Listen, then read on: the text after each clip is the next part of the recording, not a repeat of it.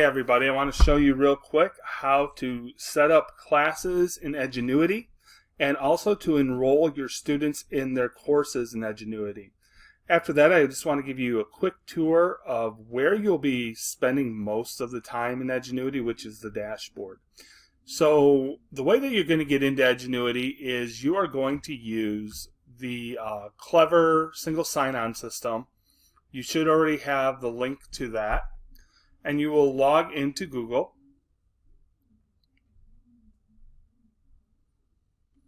And it'll give you the apps that the district has set up. You can also set up other apps that you use in Clever, so you don't have to sign in every time.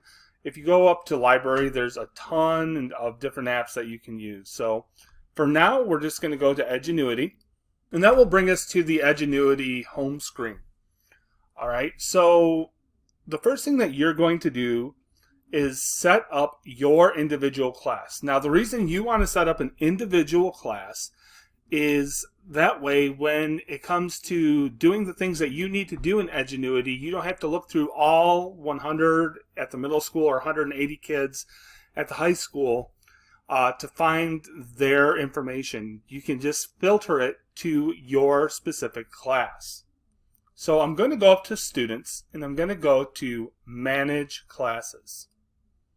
Now, as you see, a lot of people have already set up their classes, and at the high school, we've already set up a system for naming those. At the middle school, you can choose if you want to go along with the same thing or if you have some other system. This is just what we've set up. We're setting up by last name, then typing in VLA, Virtual Learning Academy Mentors, 2021. This is how many students that you have enrolled in there, when it was created, who it was created by, and then the teachers.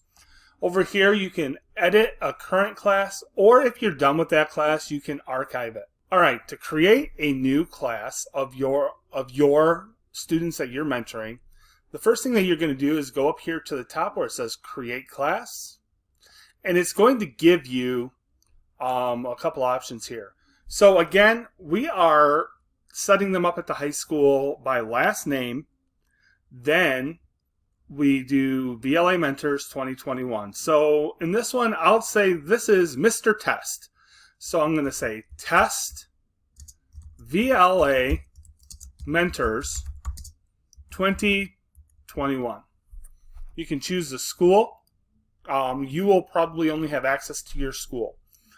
Now, it will have you as the primary teacher, and then you can add additional teachers if you would like. So, for example, at the high school, what we've decided to do is we're also adding the 4 teachers who are the subject area experts, and so they can see that class as well.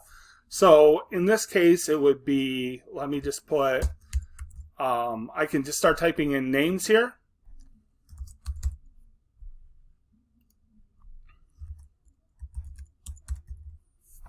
So those will be the 4 people who would have access to this class. You don't have to do anything with the select series or the subject because your students will have multiple courses. So then you'll hit the Create button. Alright, so it says the class has been created. So I could go down here and you see it's right here. Alright, we've added our test class here. So last name, VLA Mentors 2021. Now we need to get students into that class. So I added a test student previously, so we're going to add test student into the test class.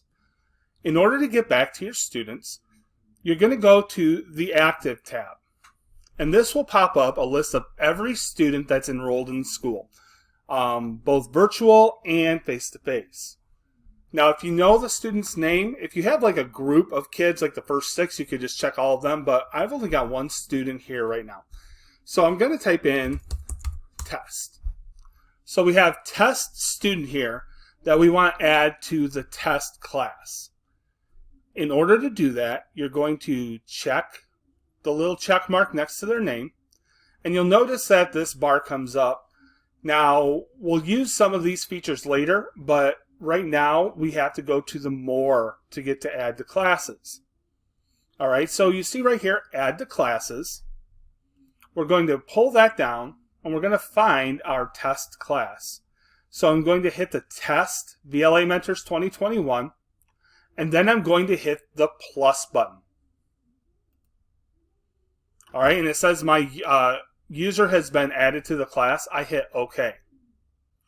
Now, if I want to go back and make sure that that student is in the right class, I can go back to Classes, find my test class, and you'll see that our test student is in there.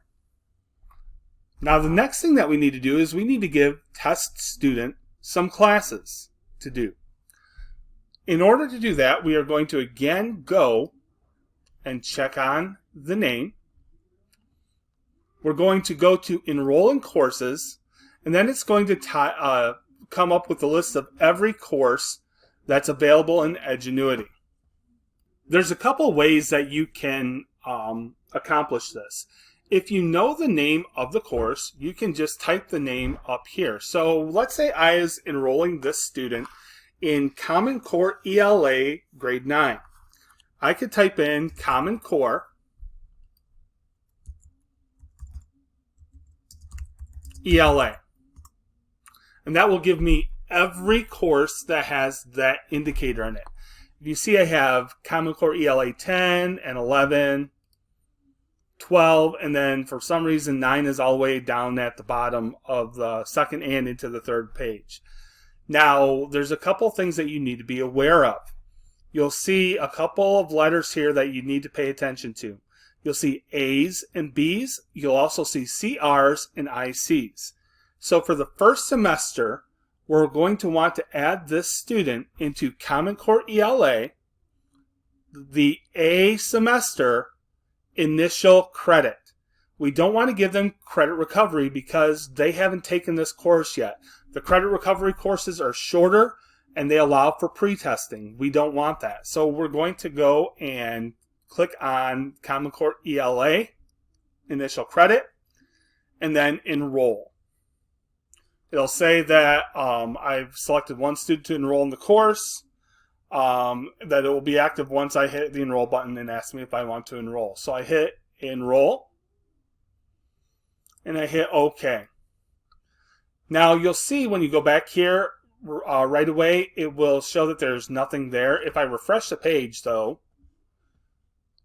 you'll see that they now have one active course. If I click on their name, you'll see that that course is in there. If I was to add another course to this student, let's say I was adding Algebra 1 to this student, I could click again, enroll in courses. Now, let's say this time I just wanted to, instead of typing the name in, I wanted to see what all my options were. I could go to Mathematics for grade 9 and apply. And there you see I have Algebra 1 Honors. I have my Common Core Algebra, which is what we use. And then they continue on. The counseling office should have given you a list of the names of the courses that correspond to our courses.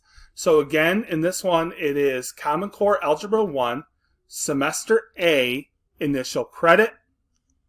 I hit Enroll. I hit Enroll again. I hit OK. Now you see that that student has both of those courses. So that is how you set up a class. That is how you enroll the student in the course. Now, why is it important to do both of those things? Well, obviously you have to give them courses in order for them to do any work. But the reason we set them up in our own class is, again, so you can filter them when you're working with that particular class. The way that you do that, and I'll just show you, it won't show a lot on here yet because there's no students logged in. If I go back to the main page of Edgenuity, I have my gradebook, I have my dashboard, manage students, user groups, course structures, and calendar. If I go onto this dashboard, when there are people actively working in Edgenuity, this will populate with a list of every single student that's currently working in Edgenuity. So if I wanted to filter that down to my students, I could go up to Group, I could go to Classes, and then I can choose that class and hit Apply. Now, again, nothing's going to show up here because no one is physically logged into the system right now when I'm making this video. If there were people in, they would pop up on there. And then you could do whatever you needed to do from there. So I hope this helps. If you have any questions, feel free to either get a hold of me at school or to email me. Have a good night.